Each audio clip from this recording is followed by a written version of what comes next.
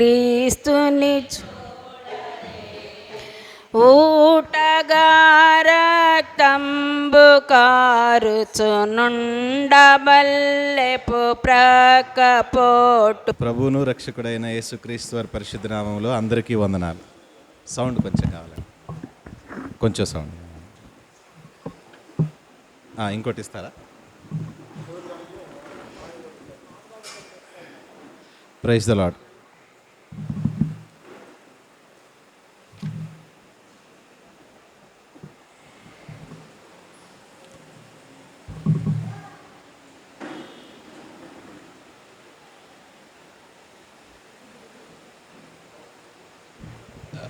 అందరికీ వందనాలు. ఓకే అండి, రండి. పరిశుద్ధ గ్రంథమైన బైబిల్ నుండి మత్తయి సువార్త 3వ అధ్యాయము 5 నుండి 7 వాక్యాలు కలిసి చదువుదాం. మత్తయి సువార్త 3వ అధ్యాయం 5 నుండి 7 వాక్యాలు కలిసి చదువుదాం.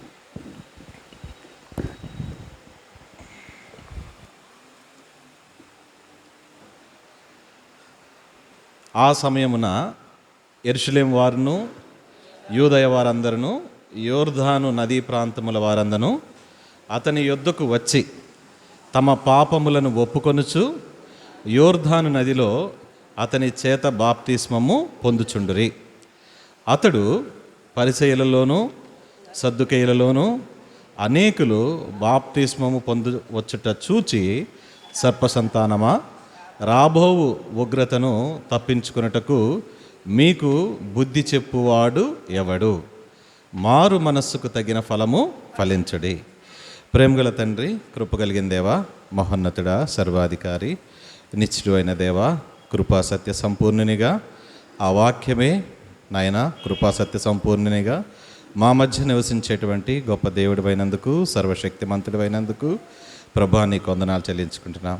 ఈ రీతిగా నాయన మరి లెంట్ సీజన్లో మరి పరిశుద్ధ సంగమంతో సమాజముగా మేము కూడి మీ మందిరావరణంలోనికి నాయన మరి ప్రాణాత్మ దేహములతో మమ్మల్ని ప్రవేశింపజేసి ప్రభు ఆత్మతో సత్యముతో మీ వాక్యం యొక్క భావములు మాకు తెలియజేయటకు నాయన పరిశుద్ధాత్మ దేవుని యొక్క సన్నిధి సహవాసము మా తలంపులకు మా హృదయాలకు కావలిగా ఉండి మీ వాక్యం నాయన మా హృదయాల్లో నీరు కట్టి ఫలింపచేయమని ప్రభా మరి మమ్మల్ని మేము తగ్గించుకుని మీ మిక్కిలి ఘనమైన నామాన్ని హెచ్చిస్తూ మహిమ ఘనత ప్రభావాలు మీకు ఆరోపించుకుంటూ మా ప్రభువును రక్షకుడైన యేసుక్రీస్తు వారి పరిశుద్ధ నామములో ప్రార్థించి అడిగి వేడుకుంటున్నాం తండ్రి, ఆమెన్. అయితే చదవబడినటువంటి లేఖన భాగంలో మనకి మొదటిగా మీరు కనుక ఈ అధ్యాయం యొక్క మొదటి భాగంలో కనుక మీరు చూస్తే అక్కడ మనకు దేవుని యొక్క పిలుపు మనకు కనిపిస్తుంది. దేవుని యొక్క పిలుపు. సో ఎవరికైనా సరే మొదటిగా ఒక మనిషి రక్షించబడాలి అని అంటే దేవుని యొక్క పిలుపు ఉండాలి. పరిశుద్ధమైనటువంటి దేవుని పిలుపు ఉన్నప్పుడు ఆ మనిషి దేవుని యొక్క దర్శనాన్ని పొందుకోగలుగుతాడు, దేవుడు ఎవరో ఎరగగలుగుతారు. ఆ ప్రకారంగా దేవునితో సహవాసములో ఉండి రక్షణ ఆనందాన్ని వారు పొందుకోగలుగుతారు. ఆ అధ్యాయంలో ముందు వాక్యాలు కనుక మనం వెళితే మనకు అక్కడ బాప్తిస్మం ఇచ్చి యోహాను దేవుని యొక్క పిలుపును ప్రకటిస్తాడు. ఏమని అనంటే పరలోక రాజ్యము సమీపించి ఉన్నది అనేటువంటిది దేవుని పిలుపు అన్నమాట. పరలోక రాజ్యము సమీపించి ఉన్నది అనేటువంటి మాట, సమీపము అనే మాట కనుక మనం చూస్తే బైబిల్లో మీకు దాదాపుగా 1845 సార్లు పాత నిబంధన గ్రంథంలో ఉన్నటువంటి 39 పుస్తకాల్లో 17 పుస్తకాల్లో 1845 సార్లు సమీపించి ఉన్నది అనేటువంటి మాట మనకు కనిపిస్తుంది. క్రొత్త నిబంధనలో ఉన్నటువంటి 27 పుస్తకాల్లో దాదాపు 23 పుస్తకాల్లో 318 సార్లు సమీపించి ఉన్నది అనే మాట మీకు కనిపిస్తుంది. అంటే ఇదిగో నేను త్వరగా వచ్చుచున్నాను అనే మాట పాత నిబంధన 1845 సార్లు అయితే క్రొత్త నిబంధనలో 318 సార్లు రాయబడింది. అంటే దేవుని రాజ్యము ఎంత సమీపముగా ఉన్నది అనంటే మనము ఆలస్యము చేయక, జాగు చేయక సిద్ధపడాల్సినటువంటి అవసరం ఉంది, ఆవశ్యకత ఉంది, ప్రాధాన్యత ఉంది. ఇక మనము ఆలస్యము చేయకూడదు అనేటువంటి వార్తను బాప్తిస్మిచ్ యోహాను ప్రకటిస్తున్నాడు. అయితే బాప్తిస్మిచ్చు యోహాను మనకి ఈ 3వ అధ్యాయంలో కనపడక ముందు, మత్తయి సువార్తకు ముందు, మలాకీ గ్రంథానికి మధ్యలో 400 సంవత్సరాల కాల వ్యవధి ఉంది. ఈ 400 సంవత్సరాల పాటు యెరూషలేములో ఉన్నటువంటి దేవుని ప్రజలతో వాక్యాన్ని ప్రకటించడానికి ప్రవక్తలు ఎవరూ లేరు. 400 సంవత్సరాల పాటు ప్రజలు వాక్యాన్ని వినకుండా వాళ్ళు అలా స్తంభించిపోయారు. స్తంభించిపోయినటువంటి ప్రజలకు ఇప్పుడు బాప్తిస్మిచ్చు యోహాను వచ్చి ఆయన దేవుని యొక్క వాక్యాన్ని ప్రకటిస్తున్నాడు. 800 సంవత్సరాలు వాళ్ళు దేవుని వాక్యాన్ని వినలేదు, 400 సంవత్సరాలు వాక్యం లేదు. మీరు ఒకసారి ఆలోచించండి. ఒక వారం రోజులు కనుక మనం దేవుని వాక్యం వినకపోతే, సోమవారం నుండి ఆదివారం దాకా మందిర కార్యక్రమాలు జరుగుతున్నాయి. సంఘ ప్రార్థన కావచ్చు, ఉపవాస ప్రార్థన కావచ్చు, బైబిల్ స్టడీ కావచ్చు, ఆదివారం పరిశుద్ధ ఆరాధన కావచ్చు. వారం రోజులు మందిరం కనుక తెరవకుండా వాక్యం బోధించకపోతే విశ్వాసికి ఆత్మీయంగా ఎంత లోటు వస్తుందో మనకు ఒక్క వారం రోజుల్లోనే తెలుస్తుంది. అలాంటిది ఆ దినాల్లో 400 సంవత్సరాలు దేవుడు మౌనంగా ఉండటం, 400 సంవత్సరాల పాటు ప్రవక్తలు ఎవరు వచ్చి వాక్యాన్ని బోధించకుండా ఉండటం, ప్రజలందరూ మౌనంగా అలా ఆగిపోయినటువంటి కారణం చేత ఏం జరిగింది అని అంటే, అక్కడున్నటువంటి ప్రజలందరూ అక్కడున్నటువంటి సాంప్రదాయాలకు అలవాటు పడిపోయారు.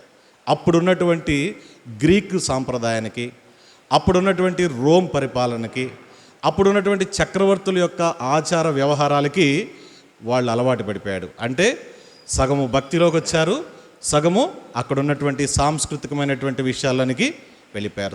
సగం అయిపోయారు ప్రజలు. సంపూర్ణత లేదు. అందుకనే దేవుని వాక్యం అంటది బైబిల్లో, మానవుడంట ఎప్పుడు కూడా ద్విమనస్కుడై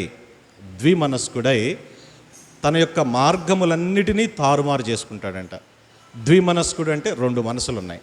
అయితే ఇప్పుడు బాప్తిస్మిచ్చు యోహాను మాట్లాడుతున్న సంగతి ఏంటంటే, మారు మనస్సు అనేటువంటి సంగతి గురించి మాట్లాడుతున్నాడు. ఇప్పుడు ఈ మారు మనస్సు అనేటువంటి సంగతికి ఆటంకం ఏమైంది ఆ రోజుల్లో ఉన్న ప్రజలకు అని అంటే, వారు సగం అటు సగం ఇటు అసంపూర్ణముగా ఉన్నారు. అయితే ఈ మారు మనసు అనేటువంటిది ఈ రోజున మన సంఘానికి బోధించేటువంటి పాఠం ఏంటి అని అంటే, మారు మనస్సు మనకు రావాలి అని అంటే దేవుని యొక్క దర్శనం మనకు ఉండాలి, దేవుని యొక్క ప్రత్యక్షత మనకు ఉండాలి, దేవుని యొక్క అనుగ్రహం మనకు ఉంటేనే ఆ మారు మనసు అనేది సాధ్యపడుతుంది అన్నమాట. అయితే 2 రకాల మారు మనసులు మనకి ఇక్కడ కనిపిస్తాయి. దేవుని యొక్క చిత్త ప్రకారమైనటువంటి దుఃఖం ఒకటి మారు మనసుకి కారణమైతే, లోక సంబంధమైనటువంటి దుఃఖము రెండవది.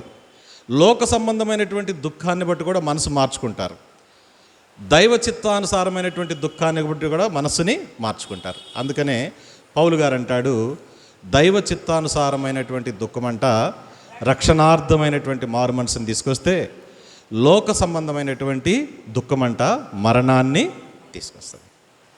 ఈ రోజున మరి పరిసయ్యులు సద్దూకయ్యులు అనేటువంటి ఆ ప్రజలు ఆ దినాల్లో బాప్తిస్మిచ్చు యోహాను ఏ రోజైతే పరలోక రాజ్యం సమీపించి ఉన్నది, మారు మనస్సు పొందండి అనేటువంటి వార్తను ప్రకటించాడో, ఆ ప్రకటించినటువంటి వార్తను అక్కడ ఉన్నటువంటి పరిసయ్యులు సద్దూకయ్యులు, అక్కడ ఉన్నటువంటి యూదయ ప్రాంత ప్రజలందరూ ఆ వార్తకు విధేయత చూపించి వాళ్ళందరూ ఏం చేశారంటే, మారు మనస్సు బాప్తిస్మములో సాక్ష్యం ఇవ్వటానికి అనేకులు ఆ యోర్దాను నది దగ్గరకు వచ్చారన్నమాట. అందుకని ఈ రోజున పరిసయ్యులు సద్దూకయ్యులు అనేవాళ్ళు 2 గుంపులుగా ఎందుకు అయిపోయారు? ఇద్దరు కూడా యూదయ ప్రజలే కదా, యెరూషలేం వాసులే కదా. యూదయ ప్రజలు యెరూషలేం వాసులైనటువంటి వీరు 2 గుంపులుగా మారిపోయారు. అయితే ఈ 2 గుంపుల మధ్య కనుక మనం తేడా కనుక చూస్తే, సద్దూకయ్యులు అనేటువంటి వాళ్ళు దేవాలయపు అధిపతులుగా మనకు కనిపిస్తారు. దేవాలయపు ఆచార వ్యవహారాలు ఎక్కువగా వాళ్ళు చూస్తూ ఉంటారు. సద్దూకయ్యులు ధనవంతులు, పరిసయ్యుల కన్నా సద్దూకయ్యులు ధనవంతులు. అయితే సద్దూకయ్యులకి పరిసయ్యులకి మధ్య ముఖ్యమైనటువంటి భేదం కనుక మనం చూస్తే, పరిసయ్యులేమో మరణం తర్వాత పునరుద్ధానం ఉంది అనే విషయాన్ని నమ్ముతారు పరిసయ్యులు. సద్దూకయ్యులేమో ఈ జీవితం మట్టుకే అన్నట్టుగా బ్రతుకుతారు. ఇక్కడ మనకు ఒక పాఠం కూడా ఉంది. మనం ఉంటే పరిసయ్యుల వైపైనా ఉంటాం, సద్దూకయ్యుల వైపైనా ఉంటాం. చాలామంది అభిప్రాయం ఏంటంటే, దేవుడు అనేటువంటి అంశం ఏంటంటే ఈ లోకంలో బ్రతికేదానికి, మంచి అలవాట్ల కోసం, మనకు ఏదన్నా అక్కర కలిగి ఉంటే దేవుణ్ణి అడిగి పొందుకోవటం కోసమే. కానీ మనిషి మరణించిన తర్వాత నిత్య జీవం కానీ పునరుద్ధరణం కానీ ఉంటుందా అనేటువంటి సందిగ్ధం ప్రశ్న కొంతమందిలో ఉంటుంది. అందుకని వాళ్ళు ఏంటంటే ఈ లోకం మట్టుకు నేను బాగుంటే చాలు, మా ఇంట్లో వాళ్ళు బాగుంటే చాలు, మరణం తర్వాత సంగతి తర్వాత అనేటువంటి అలక్ష్యం ఒకటి జరుగుతూ ఉంటుంది. మరి ఇక్కడ కూడా ఎవరైతే మారు మనసు బాప్తీసం పొందడానికి వచ్చారో ఆ వచ్చినటువంటి పరిసయ్యులు సద్దుకయ్యుల మధ్య కూడా సద్దుకయ్యులేమో పునరుద్ధానాన్ని నమ్మట్లేదు, పరిసయ్యులేమో మరణ పునరుద్ధానాలను నమ్ముతున్నారు. కానీ అది ఎవరి వలన సాధ్యమవుతుంది, ఎవరి వల్ల ఆ పునరుద్ధాన శక్తిని పొందుకుంటామనే విషయంలో వాళ్ళు మరి వారికి జ్ఞానోదయం కాలేదన్నమాట, ఎవరికి, పరిసయ్యులకి. అందుకనే ఇప్పుడు కనుక మనం మొట్టమొదటిగా చూస్తే దేవుని పిలుపు, మారు మనసుకి కావాల్సినటువంటి మొదటి అంశం ఏంటంటే ఏముండాలి, దేవుని యొక్క పిలుపు ఉండాలి. అందుకనే లూకా సువార్త 1వ అధ్యాయంలో మీకు ఒక మంచి వాక్యం ఉంది. అక్కడ ఎలాగ దేవుని యొక్క దర్శనం అవుతుంది, ఎలాగ ఆయన ప్రజలను విమోచిస్తాడు అనేటువంటి వాక్యాన్ని మరి లూకా భక్తుడు 1వ అధ్యాయంలో మనకు చక్కగా చెప్తాడు. 1వ అధ్యాయము, ఆయన తన దర్శనమునిచ్చి తన ప్రజలను విమోచించును అనే వాక్యము 75వ వాక్యం. లూకా సువార్త 1:75. దేవుని పిలుపు ఉంది, ఆ పిలుపుకు దర్శనం కావాలి. లూకా సువార్త 1:75 ఏముందండి అక్కడ, ఆయన తన ప్రజలకు దర్శనమిచ్చి వారికి విమోచన కలుగ చేశాను. కాబట్టి మారు మనస్సు అనేది మనిషి అనుకోవటం వల్ల సాధ్యపడదు. మారు మనస్సు కలగాలి అని అంటే ఎవరి దర్శనం ఉండాలి, దేవుని యొక్క దర్శనం ఉండాలి, దేవుని యొక్క అనుగ్రహం ఉండాలి. అయితే ఈ యొక్క దేవుని యొక్క పిలుపుని తీసుకొచ్చినటువంటి వ్యక్తి బాప్తిస్మిచ్చు యోహాను ఎవరు అని అంటే లూకా సువార్త 1:16 వాక్యంలో మీరు చూస్తే యోహానులో మనం నేర్చుకోవాల్సినటువంటి ముఖ్యమైనటువంటి కొన్ని పాఠాలు ఇక్కడ మనకు కనిపిస్తాయి. 16వ వాక్యంలో ఎవరు ఈ బాప్తిస్మిచ్చు యోహాను అని అంటే ఆయన పుట్టినది మొదలుకొని 1:16 ఆయన పుట్టినది మొదలుకొని పరిశుద్ధాత్మతో నిండుకొనిన వాడై, ఆయన పుట్టినది మొదలుకొని పరిశుద్ధాత్మతో నిండుకొనిన వాడై ఒకటో సంగతి.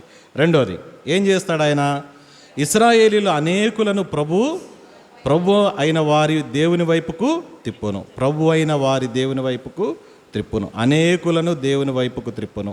తర్వాత తండ్రుల హృదయములను పిల్లల తట్టుకును, అవిధేయులను నీతిమంతుల జ్ఞానం అనుసరించుటకు త్రిప్పి.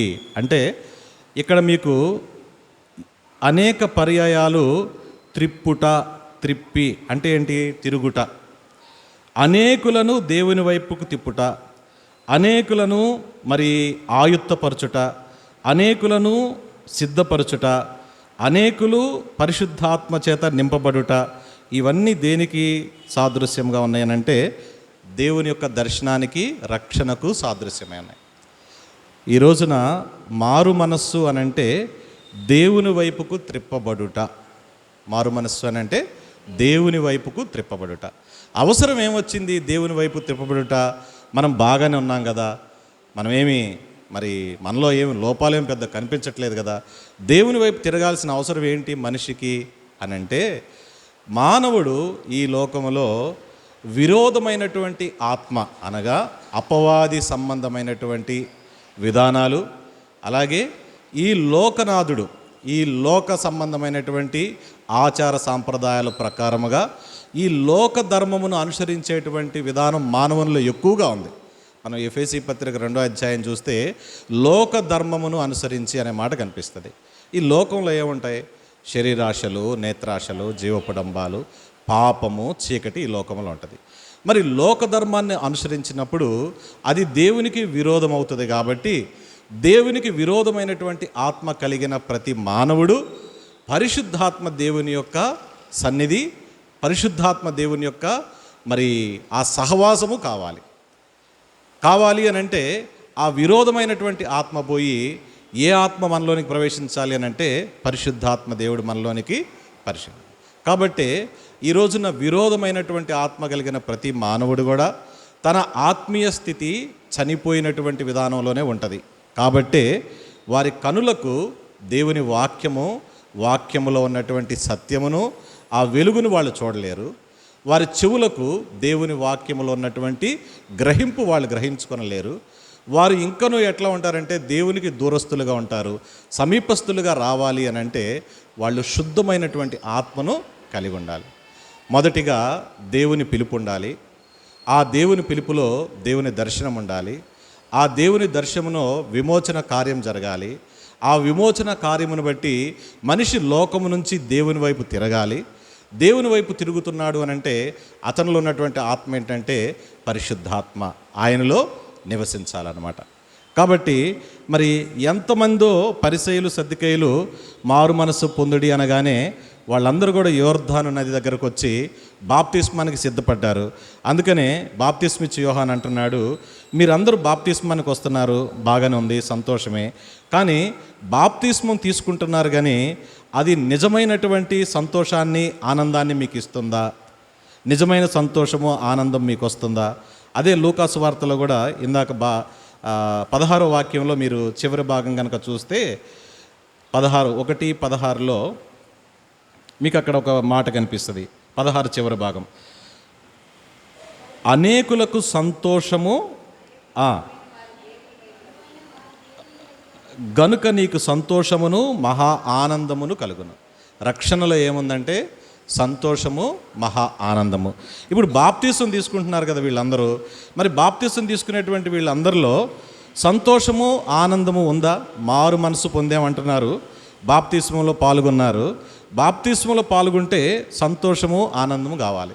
సంతోషము, ఆనందము కావాలి అని అంటే మొదట మనిషికి దేవునికి మధ్య సమాధానం కావాలి.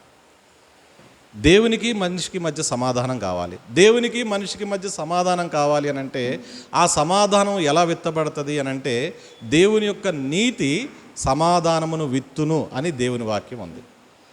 యెషయా ప్రవక్త అంటాడు 32వ అధ్యాయం 17వ వాక్యాలు అంటాడు, నీతి దేవుని సమాధానమును విత్తును అంటాడు.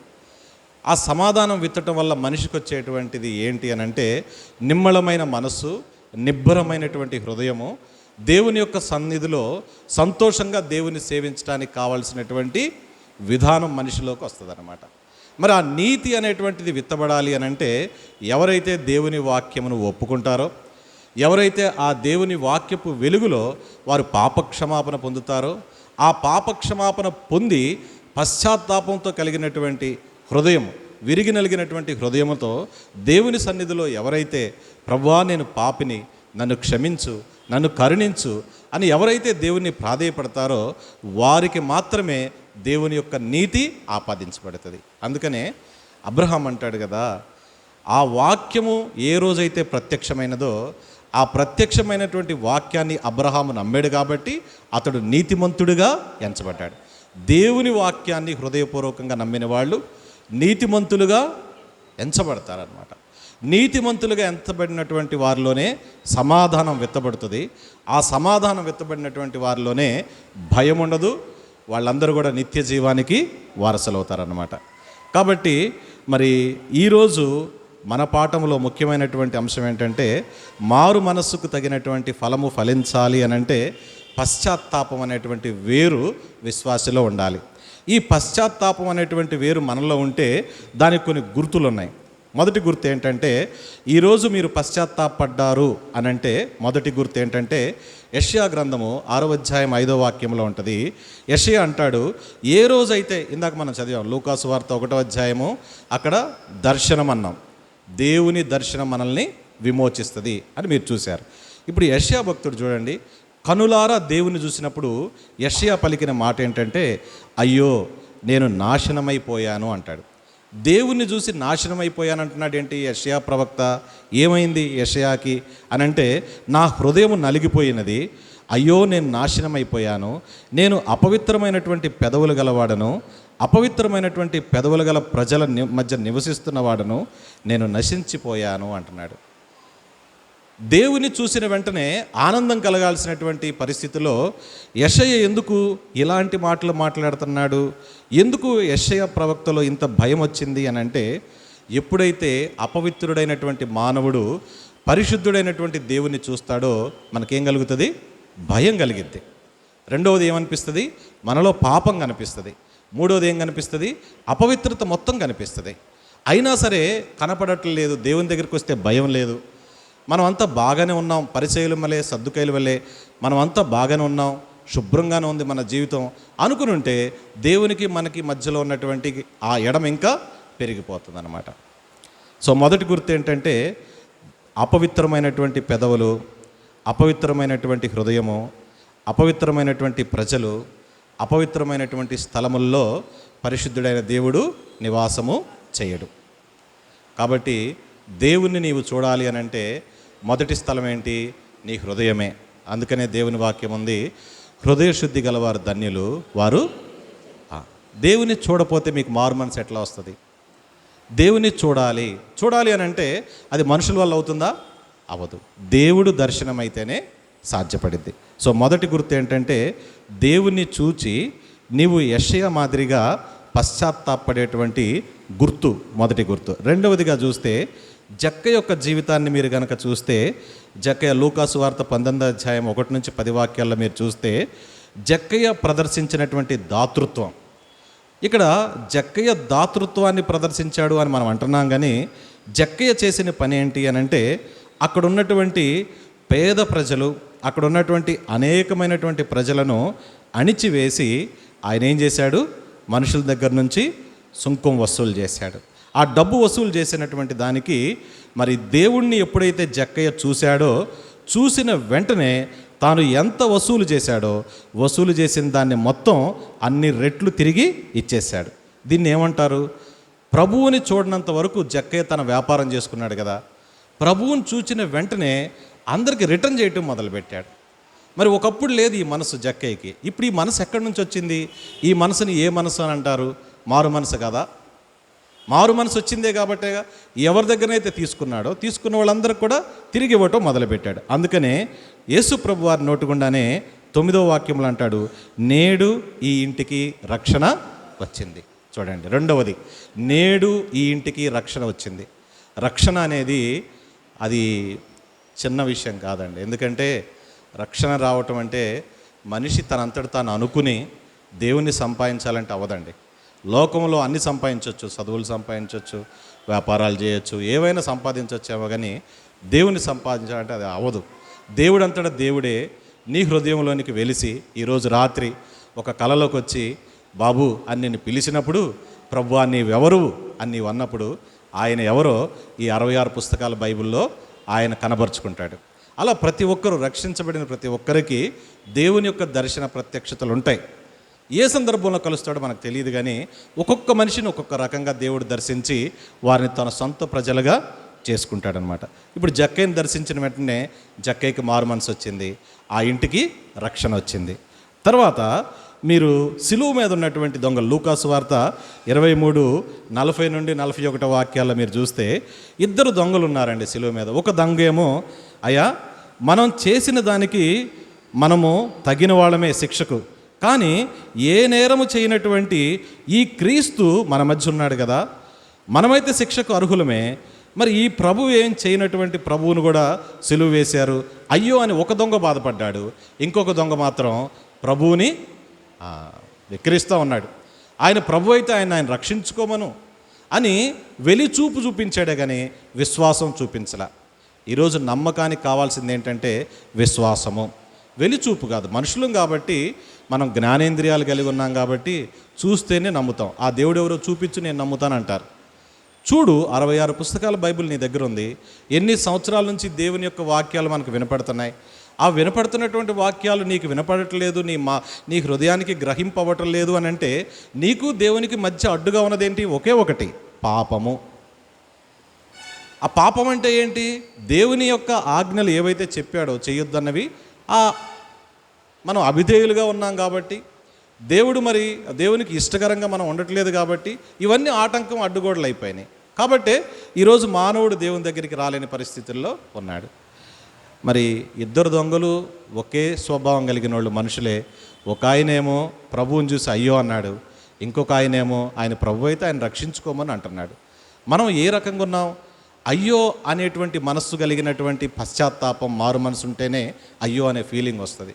నిజమే కదా, నేను చేసిన తప్పుకు నేను ఎలిజిబులే, శిక్షించబడటానికి. కానీ ఈయన ఏ తప్పు చేయలేదనేటువంటి మనస్సు కలిగి ఉండాలి. అందుకనే ఆ రెండవ దొంగకి ప్రభు ఏమన్నాడు, నేడు నీవు నాతో కూడా పరదేశులు. అమ్మ, ఈ వాక్యం చదవడానికి సింపుల్గా ఉంది. నేడు నీవు నాతో కూడా పరదేశ అంటే పరలోకంలో ఉండాలి అని అంటే అది అంత సింపుల్గా అయిపోద్దని నేను అనుకోను. మీరు వాక్యం చదివే కొద్దీ, వాక్యంలో ఉన్న భావం అర్థం చేసుకునే కొద్దీ మనం తీసివేసుకోవాల్సినవి, పశ్చాత్తాపడాల్సినవి, క్షమించబడాల్సిన సంగతులు ఎన్నో ఉన్నాయి దేవుని దగ్గర. మీరు ప్రకటన గ్రంథము 21వ అధ్యాయము 27వ వాక్యం చదివితే పరదైసులో మనం ఉండాలి అని అంటే అర్హత ఏంటో తెలుసా? మొదటి అర్హత ఏంటంటే ఆ గొర్రెపిల్ల యొక్క జీవగ్రంథంలో మీ పేరు ఉండాలి. ఆ గొర్రెపిల్ల యొక్క జీవగ్రంథంలో మీ పేరు ఉంటే ప్రకటన గ్రంథం 21:27లో నిషిద్ధమైనటువంటిది ఏది నీ దగ్గర ఉండకూడదు. ఎన్ని నిషిద్ధమైనవి ఉన్నాయి మనిషి హృదయంలో. రెండవది, అబద్ధమైనది ఏది ఉండకూడదు. మూడవది, అసహ్యమైనటువంటివి ఏవి ఉండకూడదు. ఇన్ని విషయాలు తీసేసుకుంటేనే పరదైసు. తీసివేసుకోవటానికి నా అంతటి నేను ఎంత ప్రయత్నం చేసినా వాటిని తీసివేయలేను. తీసివేయటానికి శక్తి కలిగింది ఏంటి అని అంటే, ఇందాక బాప్తిస్మిచ్చు యోహాన్ అన్నాడు కదా, పరలోక రాజ్యము సమీపించి ఉన్నది, మారు మనస్సు పొందిడి. ఆ మారు మనస్సు పొందినప్పుడు వాక్యము దేవుని విత్తనము, విత్తువాడు మనుష్య కుమారుడు అనగా మన ప్రభు అయిన క్రీస్తు. ఈరోజు కనుక నీవు మారు మనస్సు పొందాలి అనేటువంటి ఆసక్తిని కలిగి ఉంటే వాక్యం అనే విత్తనాన్ని ప్రభు తీసుకుని వచ్చి నీ హృదయములో ఆయన విత్తినప్పుడు ఆ వాక్యము ఏం చేస్తుందంటే నీ హృదయాన్ని శుద్ధిపరిచి పవిత్రమైనటువంటి హృదయాన్ని ప్రభువుకు సమర్పించేటువంటి భాగ్యాన్ని నీకు నీ కుటుంబానికి దయచేస్తుంది అన్నమాట. కాబట్టి పరదేశంలో ఉండాలంటే ఇందా చూశారు కదా, పరలోకంలో చెప్పబడిన వాక్యం ప్రకటన 21:27. ఆ 21:27 ప్రతి విశ్వాస జీవితంలో కూడా నెరవేరాలి. ఇందాక ఇప్పుడు 3 విషయాలు చూసాం. పశ్చాత్తాపానికి మొదట యెషయా ఒప్పుకున్నాడు. అపవిత్రమైన పెదవులు, అపవిత్రమైన మనుషుల మధ్య ఉండేవాడిని ప్రభువా అన్నాడు. జక్కయ్య దాతృత్వం కలిగి చేసిన తప్పుకు మళ్ళీ తిరిగి రిటర్న్ చేశాడు. జక్కయ్య ఇంటికి రక్షణ వచ్చింది. మూడవదిగా దొంగ పరదేశులో ఉండటానికి ప్రభు దగ్గర వాగ్దానాన్ని పొందుకున్నాడు. నాలుగవదిగా మీరు చూస్తే మరి ఇంకొక సంగతి, నిజమైనటువంటి పశ్చాత్తాపానికి యెషయా గ్రంథంలో 64:6వ వాక్యం కనుక మీరు చూస్తే చదవండి. యెషయా 64:6.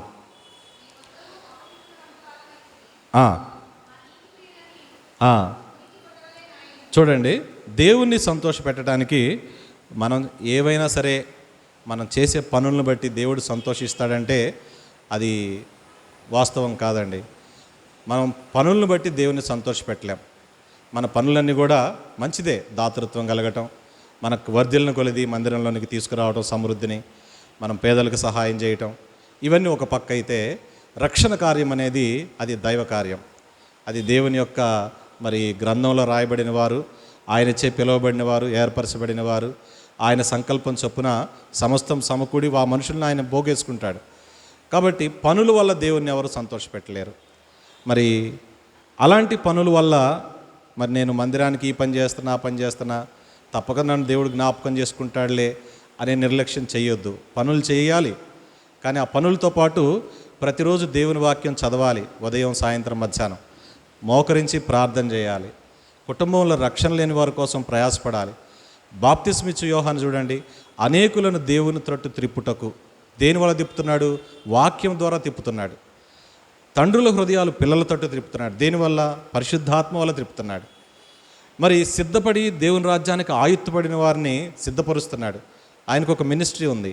కాబట్టి అలాంటివి ప్లస్ ఇవి, విశ్వాసము ప్లస్ క్రియలు రెండు కలిసి మనము ఉన్నప్పుడు పశ్చాత్తాపానికి అదొక గుర్తు అన్నమాట. నాలుగవదిగా చూస్తే మరి నిజమైనటువంటి పశ్చాత్తాపానికి మనము చీకటిలో నుండి, ఇందాక అన్నాం కదా, లోక సంబంధమైనటువంటి ధర్మం చొప్పున నడుచుకునే మనము మన ఆత్మీయ స్థితి చచ్చిన స్థితిలో ఉన్నప్పుడు దేవుడు తన కృప ద్వారానే, విశ్వాసము ద్వారానే మన ఆత్మలను జీవింపజేశాడు. ఇది దేవుని వరమే అని ఎఫెసీ పత్రిక 2:7 ఉంది కదా. కాబట్టి పేతురు గారు అంటాడు, చీకటిలో నుండి 1 పేతురు 2వ అధ్యాయము 9వ వాక్యం. పశ్చాత్తాపానికి ఇంకో గుర్తు ఏంటంటే, ఒకప్పుడు నేను చీకటిలో ఉన్నాను, ఈరోజు ఆశ్చర్యకరమైనటువంటి వెలుగులోనికి ప్రభువు నన్ను నడిపించి అక్కడ మీకు ఒక 4 గుర్తులు కనిపిస్తాయి. మొదటగా మీరు ఎలా మారిపోయారు మారు మనసు పొందాక? పరిశుద్ధమైనటువంటి 1వ పేతురు 2వ అధ్యాయము 9వ వాక్యం చదవండి పెద్దగా. అయితే చీకటిలో నుండి ఆశ్చర్యకరమైనటువంటి వెలుగులోనికి మిమ్మును పిలిచిన వాని గుణాతిశయములను ప్రచురము చేయ నిమిత్తము. చూడండి, మొదటిది ఏర్పరచబడిన వంశము, రాజులైన యాజక సమూహము, పరిశుద్ధ జనమును, దేవుని సొత్తైన ప్రజలు. చూడండి, ఏర్పరచబడ్డారు, యాజక సమూహంలో ఉన్నారు, దేవుని సొత్తైనటువంటి ప్రజలుగా ఉన్నారు, పరిశుద్ధ సంఘముగా ఉన్నారు.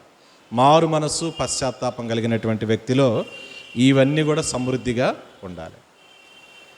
మరి మందిరానికి వచ్చి మందిరంలో మనం కూర్చుని దేవుని వాక్యాన్ని వింటున్నాము, మరి చక్కగా మనం మరి దేవుని విషయంలో మనం బాగానే ఉన్నాము అని అనుకుంటే అది రక్షణకు గుర్తు కాదు.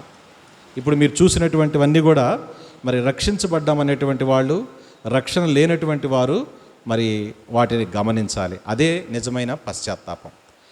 ఈ పశ్చాత్తాపం నాలో కలగాలి అని అంటే బైబిల్లో కొంతమంది దేవుణ్ణి ప్రార్థించారు. ఏమని ప్రార్థించారంటే, ప్రభువా నన్ను జ్ఞాపకం చేసుకోమని ప్రార్థించాడు. రక్షణ ఒక మనిషికి కలగాలి అని అంటే దేవునికంటూ ఒక పద్ధతి ఉన్నది. ఆ ప్రొసీజర్ ఏంటి అని అంటే, దానికంటూ ఒక బాధనో, ఒక గాయమునో, ఒక దెబ్బనో, ఒక వ్యాధినో, ఒక నష్టాన్నో దేవుడు తీసుకొస్తాడు అని అంటే మనం చేసుకున్నటువంటి పరిస్థితులను బట్టే అవి వస్తాయి. దేవుడు కూడా దానికి అనుమతిస్తాడు. అనుమతించినప్పుడు దేవా అని నువ్వు పిలుస్తావే, అదే ఒక ప్రార్థనగా దేవుడి విని కొంతమందిని అలా దర్శించినటువంటి అనుభవాలు మనం బైబిల్లో కొన్ని చూడొచ్చు. వాటిల్లో ఒకటి గనక మనం చూస్తే, ఇందాక మనం చూసాం, నేరస్తుల్లో ఒకడు నీ రాజ్యంలో వచ్చినప్పుడు నన్ను జ్ఞాపకం చేసుకోమని సిలువ మీద కేక వేశాడు. అట్లాగే హిజ్కియా జీవితంలో కనుక మీరు చూస్తే, మరి 2వ రాజుల గ్రంథము 20వ అధ్యాయం 3వ వాక్యం కనుక చూస్తే, హిజ్కియాకి ఆ దినాల్లో మరణకరమైనటువంటి రోగం కలిగినప్పుడు దేవుని ఏమని అడుగుతున్నాడు?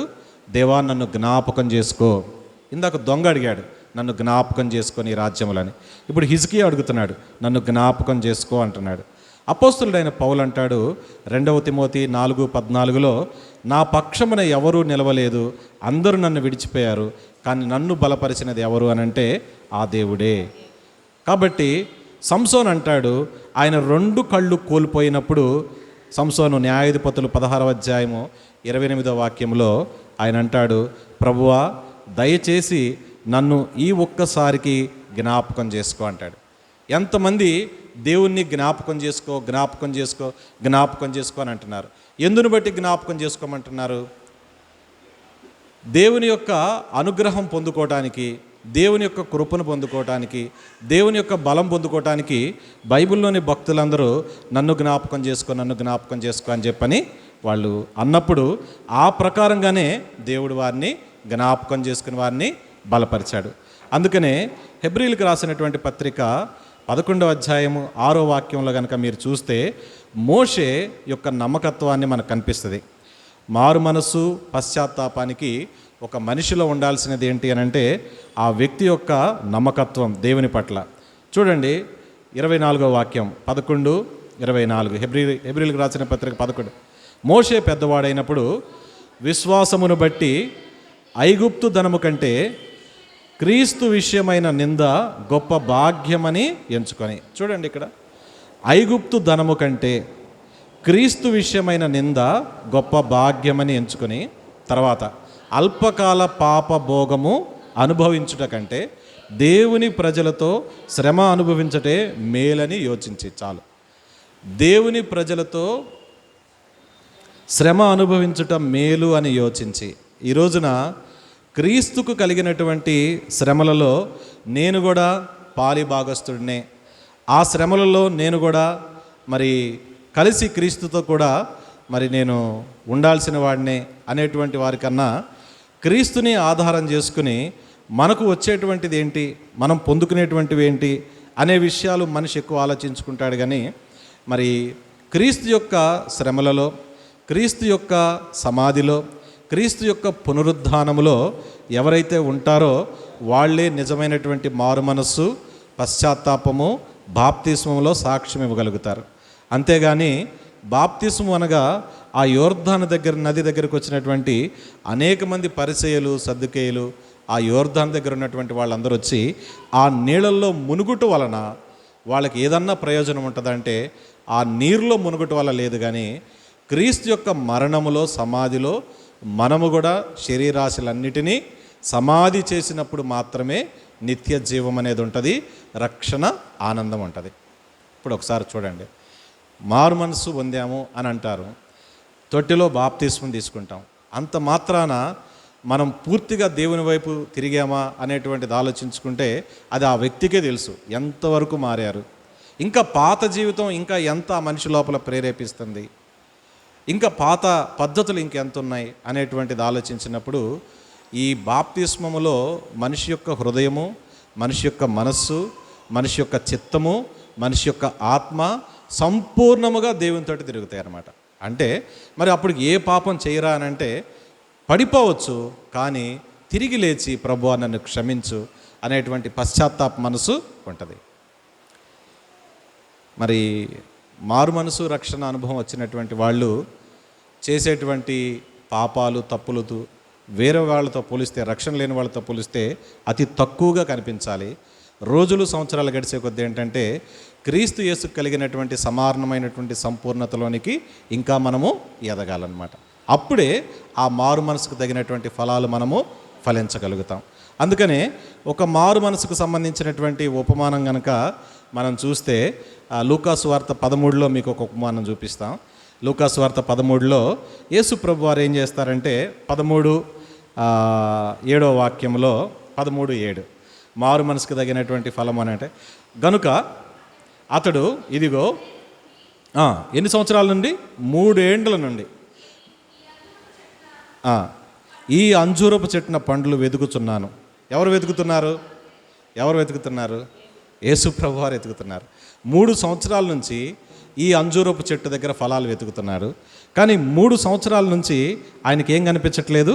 ఫలము కనిపించట్లేదు. కాబట్టి యేసు ప్రభు వారు అన్నారు, దీనిని నరికి వేయము, దీని వలన ఈ భూమి ఏల వ్యర్థమైపోవాలనని ద్రాక్ష తోటమాలితో చెప్పాను. మరి ఇప్పుడు 3 సంవత్సరముల నుంచి ప్రభు దాని పండ్ల కొరకు వెతుకుతున్నాడు. ఇదే సందర్భాన్ని కనుక మనము లేవీకాండము 19:23 వాక్యంలో కనుక మీరు చూస్తే అక్కడ దేవుడు ఆ ప్రజలకు ఒక ఆజ్ఞ ఇస్తాడు. మీరు ఆహారం కొరకై నానా విధములైనటువంటి చెట్లు నాటినప్పుడు మొట్టమొదట 3 సంవత్సరములు అవి అపవిత్రములని ఎంచవలెను. ఆ 3 సంవత్సరములు ఆ పంటను ఎవరు తినకూడదు, ఎందుకంటే అది అపవిత్రము. 4వ సంవత్సరం ఆ పంట యెహోవాకు ప్రతిష్ఠితము. 5వ సంవత్సరం మాత్రమే మీరు ఆ పంటను తినాలి. ఇప్పుడు 3 సంవత్సరాల నుంచి ప్రభు వెతుకుతున్నాడంటే 5వ సంవత్సరాల నుంచి తినొచ్చు. 5 ఇక్కడ ఒక 3 చూడండి. అంటే ప్రభువు రక్షణకు ముందు ఒక విత్తనం వేసి దాన్ని ఫలింపజేసి ఒక మొక్కగా ఎదిగి దాని ఫలాల కోసం చూస్తూనే ఉంటున్నాడు ప్రభు. పరిశుద్ధాత్మదేవుడు వాక్యం అనే విత్తనాలు తీసుకుని, యేసుక్రీస్తు వారి వాక్యం అనే విత్తనాలు తీసుకుని మనుషుల మధ్య విత్తడానికి వెళ్తున్నారే, కానీ ఆ విత్తనాలు ఏమైపోతున్నాయి అంటే అవి ఫలించేటువంటివిగా రాకుండా ఎదిగి పెద్దవై పచ్చగా ఉంటున్నాయి, కానీ ఫలాలు మాత్రం ఏమీ కనిపించట్లా. అంటే దీని భావం ఏంటి? రక్షణ పొందుకోవటంతో పరదేశులో ప్రభువుతో నేను ఉంటాను అని మనం అనుకుంటే సరిపోతుందా? లేకపోతే రక్షణ పొందుకున్న తర్వాత కూడాను రక్షణ యొక్క సంపూర్ణత సాధించే వరకు మనం ప్రయాసపడాలా ఈ లోకంలో? చెప్పండి. రక్షణ పొందుకుని అంతటితో ఆగిపోవటమా? రక్షణ పొందుకుని దాని కొనసాగింపు ఉందని నమ్ముతున్నారా? కొనసాగింపు ఉందని అందుకే కదా హెబ్రీ పత్రికలు అంటాడు, ఒకే ఒక అర్పణ చేత మనము సదాకాలము సంపూర్ణులుగా ఉండాలని ఆయన మన కొరకు బలి ఆయను. ఒకే ఒక అర్పణ, ప్రభువారి యొక్క రక్తము ద్వారా ఈరోజు మనం సదాకాలం సంపూర్ణులుగా ఉండాలి. మరి సదాకాలం సంపూర్ణులుగా ఉండాలి అని అంటే మరి పొందుకున్నటువంటి రక్షణ యొక్క కొనసాగింపు కూడా అంత మరి ఆవశ్యకత మన జీవితాల్లో ఉన్నది. కాబట్టి మరి రక్షణ పొందాల్సినటువంటి వాళ్ళు, ఇంకా రక్షణ లేనటువంటి వాళ్ళు, రక్షణ పొందుకుని మరి ఇంతటితో ఆగిపోయాము అనేటువంటి వాళ్ళు ఇంకా ఎవరైనా మన మందిరంలో ఉంటే వాళ్ళకి దేవుడు ఇదే పిలుపు. ఏంటి ఆ పిలుపు అనంటే, మనము రక్షణకు తగినటువంటి ఫలాలు మనము ఫలించాలి. అందుకనే మనకు ఆల్రెడీ తెలిసిన వాక్య భాగమే గలతీ పత్రిక 5:22 వాక్యంలో ఉంది కదా. మరి రక్షణకి మరి ఫలించుటికి గుర్తు ఏంటంటే ప్రేమ. ఈ రోజున విశ్వాసము, నిరీక్షణ, ప్రేమ 3 దగ్గర పెట్టుకుంటే విశ్వాసము, నిరీక్షణ ఈ భూలోకంలో ఉన్నంత కాలమే ఉంటాయి. కానీ భూలోకంలో పరలోకంలో కూడా ఉండేది ఏంటి? ఒకే ఒకటి. ఏంటది? భూలోకంలో పరలోకంలో ఉండేది ప్రేమ మాత్రమే. కాబట్టి ప్రేమ అనేటువంటి ఫలము, రక్షించబడినటువంటి వారి దగ్గర ప్రేమ అనేటువంటి ఫలము, మంచితనం అనే ఫలము, సమాధానం అనే ఫలము, దయాళత్వం అనే ఫలము, ఆశానిగ్రహం అనే ఫలము, దీర్ఘశాంతం అనే ఫలము, సాత్వికం అనే ఫలము, విశ్వాసం అనే ఫలము, ఈ ఫలాలన్నీ కూడా సమృద్ధిగా పండాలి. పండినప్పుడు తండ్రులు తమ పిల్లల తట్టు, పిల్లలు తమ తండ్రుల తట్లు, తల్లిదండ్రులు తమ ఇంటి పక్కవారి తట్టు, తమ ఇంటి పక్కవారు తమ ఊరి తట్టు, ఈ సంఘమంతా కలిసి వేరొక సంఘం తట్టు, మనము కూడా బాప్తిస్మిచ్చి యోహాను ఏ రీతిగా అయితే ఆ చుట్టుపక్కల ఉన్న వారందరికీ దేవుని సువార్త ప్రకటించి ప్రభు యొక్క రాజ్యమును గురించినటువంటి సువార్త పరిచర్య ఎట్లయితే చక్కగా చేస్తున్నాడో, మనము కూడా ఆ రీతిగా దేవుని యొక్క రాజ్య సంబంధులుగా మనముగా ఉండి ప్రభువుని మనం సంతోషపెట్టేవారిగా ఉంటాం. ఇప్పుడు ఈరోజు పాఠం కనుక మీరు చూస్తే, ఈ మారు మనసు అనే దానికి మరి చాలా ముఖ్యమైనటువంటి అంశం మారు మనసు. మరి మారు మనసు లేకుండా దేవుని మీరు చూడలేరు. ఆ దేవుని చూడకుండా దేవుని యొక్క వాక్యమును, దానిలో ఉన్న శక్తిని మీరు గ్రహించలేరు. అందుకనే దేవుని యొక్క వాక్యమునకు ఏమున్నది అని అంటే శక్తి ఉన్నది. దేనికి శక్తి ఉన్నది అని అంటే, నిన్ను మరణము నుండి రక్షించడానికి శక్తి కలిగినది దేవుని వాక్యము. అందుకనే హెబ్రీ పత్రిక 2:14 వాక్యంలో ఉంది, మరణ భయము ఎవరి వల్ల కలిగింది? అపవాది వల్ల కలిగిన ఈ మరణ భయం నుంచి ప్రభు అయిన యేసుక్రీస్తు వారు ఆయన శిలువ మరణము ద్వారా మనకు కలిగినటువంటి ఆ భయములన్నిటి నుంచి ఆయనను మనల్ని విమోచించాడు. సో మారు మనస్సులో మీకు కనపడాల్సింది ఏంటంటే దేవుని యొక్క శిలువ కార్యము. అందుకనే ఈరోజు మీకు గనక ఆ దేవుని శిలువ కార్యము కనిపించింది అని అంటే, ఆయన శిరస్సు మీద ఉన్నటువంటి ముండ్ల కిరీటం మనకు కనపడాలి మారు మనస్సులో. ఆయన చేతిలో ఉన్నటువంటి మరి ఆ యొక్క మేకులు, కొట్టబడినటువంటి మేకులు, ఆ గాయములు మనకు కనపడాలి. ఆయన ఉమ్మివేయబడినప్పుడు ఆయన ముఖము త్రిప్పుకోకుండా మన సిగ్గును, మన అవమానమును ఆయన భరించిన వాడిగా కనపడాలి. సిలువలో ఆయన పాదాలకు కొట్టబడినటువంటి మేకులు, యెరూషలేము నుండి మరి గొల్గొతా వరకు మోసుకెళ్ళినటువంటి సిలువ, మరి కొట్టబడినటువంటి పిడిగుద్దులు, కొరడా దెబ్బలు, మరి కార్చబడినటువంటి రక్తము, మరి ఆయన యొక్క సమాధి, ఆయన యొక్క పునరుద్ధానము, ఇవన్నీ మీకు సమృద్ధిగా కనిపిస్తేనే మారు మనసు వస్తుంది. ఇందాక యెషయా అంటున్నాడు కదా, అయ్యో అయ్యో అని ప్రభువుని బట్టి అంటలా. అయ్యో అనే మాట ఎందుకు వచ్చిందంటే, నా స్థితిని బట్టి, నేను ఎలా ఉన్నానో, దేవునికి ఎంత దూరస్తుడిగా ఉన్నానో అనేటువంటి స్థితిని బట్టి ఆ పశ్చాత్తాపము వచ్చింది. కాబట్టి ఈ రోజున మరి ఇక్కడ కూర్చున్నటువంటి వారు, మీరు కానీ నేను కానీ, మనందరం కూడా ఎప్పటి నుంచో మరి రక్షణ లేని వారి కోసం మనం ఎదురు చూస్తున్నాం. చాలామంది మన ఇంట్లో ఇంకా రక్షణ లేని వాళ్ళు చాలామంది ఉన్నారు. ఆ రక్షణ లేని వారి కోసం మనం ఎదురు చూస్తున్నాం. కానీ మరి దశాబ్దాలకు గడిచిపోతున్నాయి, రోజులు గడిచిపోతున్నాయి, సంవత్సరాలు గడిచిపోతున్నాయి, వారిలో ఇంకా రక్షణ సంపూర్ణత రావట్లేదు.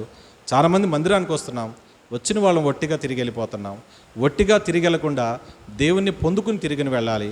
మరి తిరిగి వెళ్ళినటువంటి వాళ్ళు దేవుణ్ణి కలిగి తిరిగి రావాలి. మరి అలాంటి అనుభవంలోనికి రావాలి అని మరి ప్రార్థన చేస్తున్నాం.